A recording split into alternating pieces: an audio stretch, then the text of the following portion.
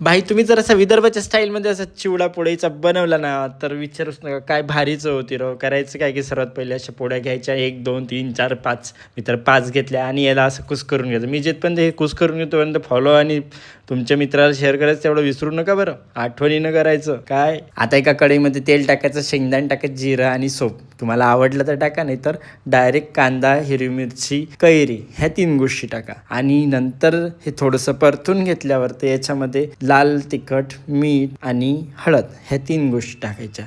मस्त भारी दिसत आहे ना फोडणीला, विचारूच नका. आता याच्यामध्ये पोळीचा चिवडा टाकायचा आणि झाला बाई आपला रेडी तयार.